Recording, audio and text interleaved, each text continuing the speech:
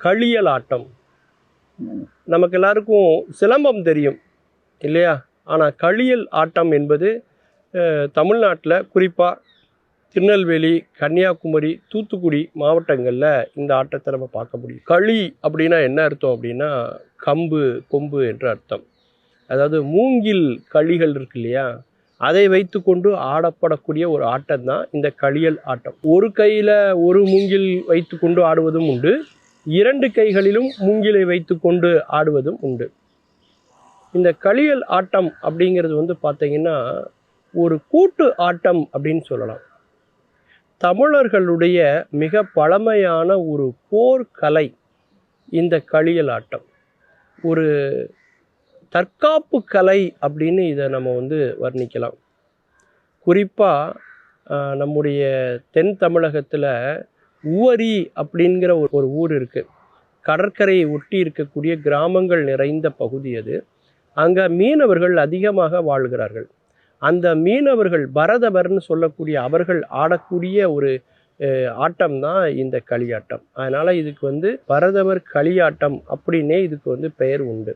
இந்த பரதவர் களி அப்படின்னு சொல்லக்கூடிய இந்த ஆட்டத்தை வந்து பார்த்தீங்கன்னாக்க கூட்டாக தான் ஆடுவாங்க. 8 பேர், 10 பேர் அல்லது 12 பேர் சேர்ந்து ஆடுவாங்க. வட்ட வடிவமாக இருந்து கொண்டு ஆடுவார்கள். இதை வந்து எப்படி கால் அடவுகள் எப்படி இருக்கணும், உடல் அசைவுகள் எப்படி இருக்கணும், இந்த ஆட்டத்தை ஆடுவதன் மூலமும் கிடைக்கக்கூடிய ஒரு பயிற்சி என்ன, இதை வந்து பாடிக்கொண்டே ஆடுவார்கள். களியல் ஆட்டத்திற்கென்றே பாடல்கள் இருக்கிறது. அந்த பாடல்களை அதை ஆடிக்கொண்டே இதை வந்து இயக்குபவர்களும் இருப்பார்கள். சுற்றி பார்வையாளர்களாக இருக்கிறவர்கள் அந்த பாடல்களை பாடுவதும் உண்டு. அப்பேற்பட்ட சிறப்புகளை உடையது இந்த களியல் ஆட்டம். 2 கைகளிலும் அவர்கள் அந்த களியை வைத்து கொண்டு அதை சுழற்றி ஆடக்கூடிய அந்த ஆட்டம் வந்து பார்த்தீங்கன்னாக்கா பெரும்பாலும் தற்காப்புக்காக இன்றைக்கும் அது வந்து பயன்படுத்தப்படுகிறது அப்படின்னு சொல்லலாம். தமிழ்நாட்டினுடைய பாரம்பரியமான கலைகளில் ஒரு மிக முக்கியமான ஒரு கலை இந்த களியல் ஆட்டம் என்பது.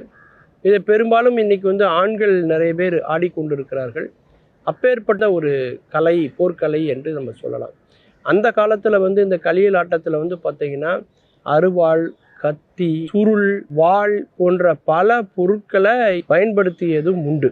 இந்த களியலாட்டம் பார்த்திங்கன்னா வடநாட்டில் உள்ள கோலாட்டத்தை போல இந்த களியாட்டம் வந்து இருக்கும். இதில் வந்து பார்த்திங்கனாக்க துவக்க நிலை, தயார் நிலை, சாதாரண நிலை, வேக நிலை, மின்னல் வேக நிலை, இறுதி நிலை அப்படின்னு இதில் பல்வேறு விதமான படிநிலைகள் இதில் இருக்குது. இந்த களியல் ஆட்டத்திற்கு பின்னாடி இருந்து வாத்திய கருவிகள் மூலமாக இசை எழுப்பி கொண்டே இருப்பார்கள்.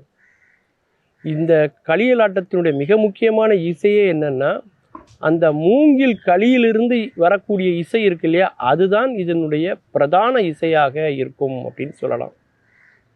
மூங்கிலை வைத்து கொண்டு ஆடக்கூடிய ஆட்டம், அதனால் இது களியாட்டம் அப்படின்னும் பேர் வந்திருக்கு. மூங்கில் மீது நின்று ஆடக்கூடிய ஆட்டம் அப்படிங்கிறதுனால கூட இது வந்து களியல் ஆட்டம் அப்படிங்கிற பேர் வந்திருக்கு அப்படின்னு சொல்கிறவங்களும் உண்டு. இந்த ஆட்டம் வந்து பார்த்திங்கன்னா ஆண்கள் வந்து 2 கைகளிலும் 2 களிகளை வைத்து கொண்டு வட்டமாக இருந்து வேகமாக ஆடுகிற போது பார்த்திங்கனாக்கா அதில் ஏற்படக்கூடிய அந்த சத்தம் வந்து பார்த்திங்கன்னா ரொம்ப ஒரு வித்தியாசமான ஒரு இசை உடையதாக அது இருக்கும். அதற்காகவே அந்த இசையோடு கலந்து ஆடக்கூடிய அந்த ஆட்டம் வந்து பெரும்பாலும் கன்னியாகுமரி மாவட்டங்களில் இன்றைக்கும் நம்ம வந்து பார்க்க முடியும். மீண்டும் பல புதிய தகவல்களோடு அதில் அறியப்படாத பக்கங்களோடு உங்களை சந்திக்கிறேன். நன்றி, வணக்கம்.